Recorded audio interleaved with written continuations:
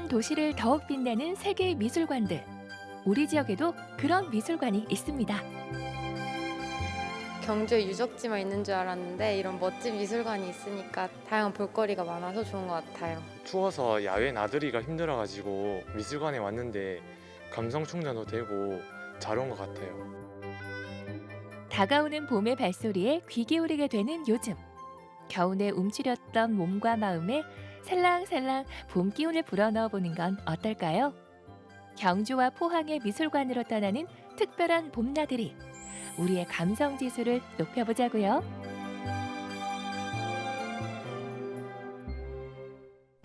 경주 보문호에 여행을 왔다면 이곳도 놓치지 마세요. 경주 최초의 공립미술관인데요. 지금은 어떤 전시를 하고 있을까요? 이번 전시에서 한 번 더 문화의 과거와 현재가 공존하는 소상 박대성의 한국화를 조명하고자 합니다. 이번 전시의 주제인 원융무에는 세상의 모든 이치가 방해됨 없이 융합한다는 불교의 이상적인 경지를 의미하는 단어입니다. 원융 사상을 주제로 전시를 기획한 것은 박대성의 작품 세계가 이루어낸 문자양 서공기의 세계를 관람객들에게 보여드리고 앞으로 우리의 그림이 나아가야 할 다양한 방향성의 융합 지점을 박대성의 작품 세계에서 탐구하고자 함에 있습니다.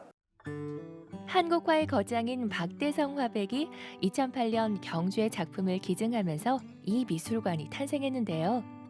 경주를 사랑한 그는 스스로 신라인을 자처했습니다. 박대성 화백님은 유년 시절 불의의 사고로 한쪽 팔을 잃는 큰 장애를 얻게 되셨는데요. 이 장애를 얻었음에도 불구하고 그림을 통해서 스스로를 치유하고 현재 한국화의 대가로 우뚝 서시게 되셨습니다. 아름다운 수묵화로 많은 사랑을 받는 박대성 화백. 그런데 이번 전시가 더욱 주목받게 된 재미있는 사건이 있었는데요. 바로 이곳을 깜짝 방문한 특별한 관람객 때문이죠. 실제로 저희 미술관에 RMC가 다녀간 이후에 저희가 주말 방문객이 그 RMC 방문 이후로 약 2배 정도 늘어났습니다. K-팝 스타도 반한 박대성 화백의 작품들.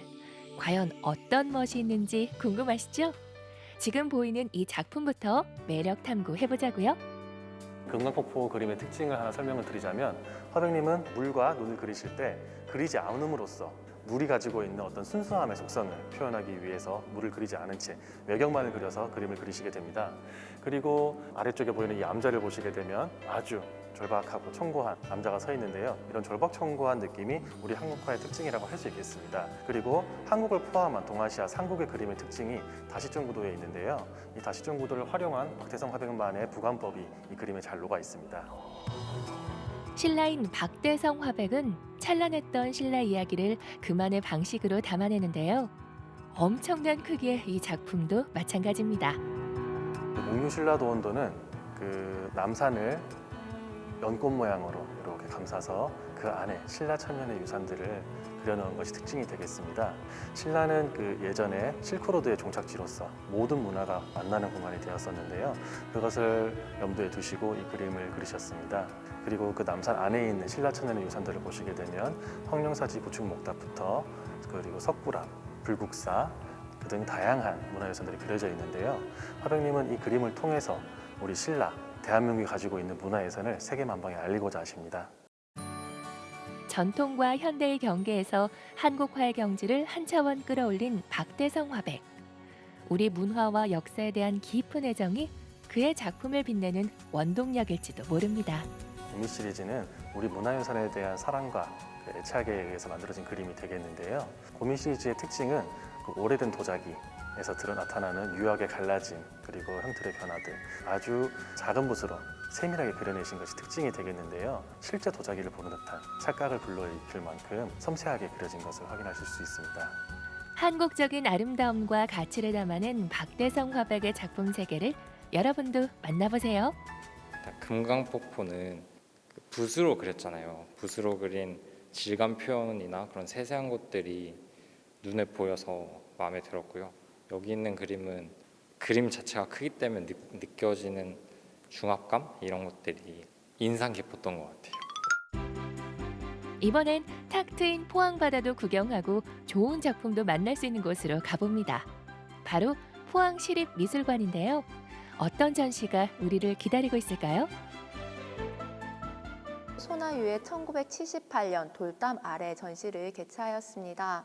소나유 작가는 일본과 유럽에서 판화와 그리고 회화를 중심으로 왕성한 활동을 진행했던 작가입니다. 이번 전시에서는 소나유의 작품에서 소재와 그리고 주제면에서 변화를 읽을 수 있는 작품 50여 점을 선보입니다. 1949년 일본에서 태어난 소나유 작가. 한국과 일본의 경계인으로 작품 활동을 하던 그에게 1978년은 아주 중요한 해였습니다.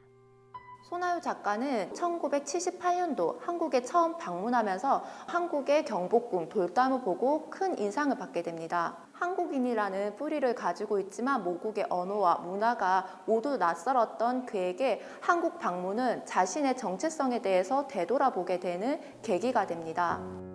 소나유 작가가 활동을 시작했던 1970년대 일본 미술계는 판화의 황금기였습니다. 소나유 작가 역시 많은 판화 작품을 남겼는데요. 그의 작품은 확실히 달랐습니다. 무제 작품을 보면은 특정한 사건이나 이미지를 형상화하지 않은 모습을 볼 수가 있습니다. 소나유 작가는 특정 이미지를 재현하기보다는 재료가 가지고 있는 과정이라든지 흔적들을 작품으로 보여주고자 하였습니다.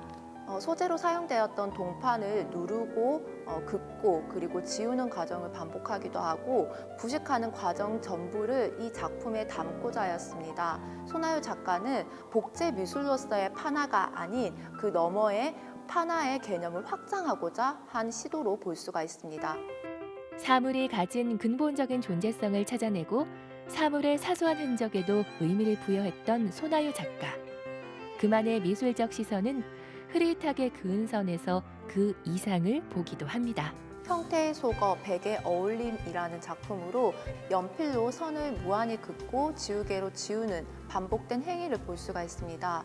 소나유는 선을 긋고 지우는 반복 행위를 통해서 자신이 가지고 있는 신체 그리고 물질의 무한성을 추구합니다.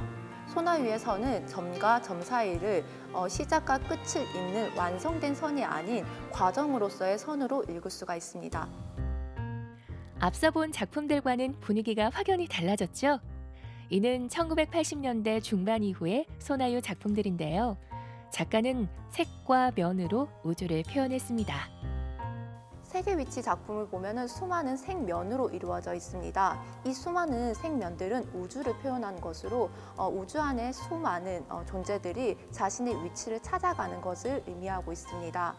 소나유 작가는 제1코레 안에 한정되지 않고 이를 넘어선 정체성의 고찰을 담아내고자 하였습니다.